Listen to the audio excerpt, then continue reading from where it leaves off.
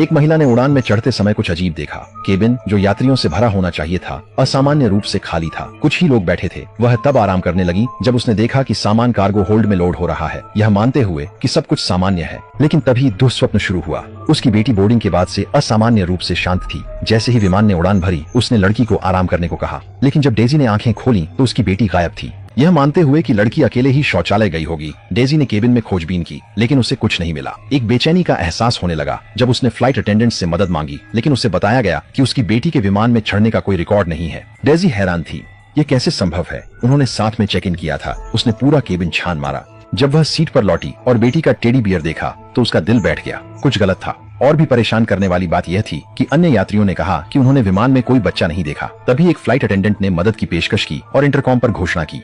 10 minute बीत गए पर लड़की का कोई सुराग नहीं मिला। डेजी की चिंता बढ़ गई। एक और परिचारक ने आश्वासन दिया कि कप्तान को सूचित किया जाएगा और पूरी खोज की जाएगी। उन पर विश्वास कर डेजी इंतजार करती रही, लेकिन आधे घंटे बाद भी कुछ नहीं हुआ। अब हताश होकर उसने यात्रियों से फिर पूछताछ की, पर वही जवाब मिला, किसी ने उसकी बेटी को नहीं देखा था। अचानक एक और फ्लाइट अटेंडेंट आई और पहले वाले को चुपचाप एक तरफ ले गई, जैसे कि कुछ छुपा रहे हों। डेजी ने उनका पीछा किया और कुछ और भी भयानक सुना। तुम मुझसे क्या छुपा रहे हो? कहो। मुझे खेद है, लेकिन मुझे नहीं लगता कि वह यहाँ है।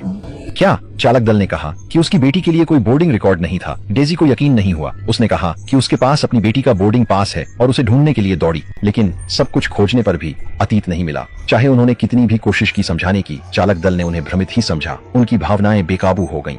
वह मान रही थी कि उसकी बेटी के साथ कुछ गड़बड़ है। घबराई, वह खुद कप्तान से बात करने कॉकपिट की ओर दौड़ी, लेकिन दरवाजा खटखटाने से पहले एक एयर मार्शल ने उसे रोक लिया। जब उसे समझ आया कि वह खतरा नहीं है तो उसने उसे कप्तान के पास ले जाने की पेशकश की। कप्तान ने ध्यान से सुना और पूछा कि क्या उसे मानसिक बीमारी का कोई इतिहास है। डेजी ने स्वीकार किया कि हाँ, उसे हल्का अवसाद था, लेकिन इतना नहीं कि वह भ्रमित हो जाए। उसने कहा कि यह उड़ान उसके दिवंगत पति के शरीर को घर लाने के लिए थी।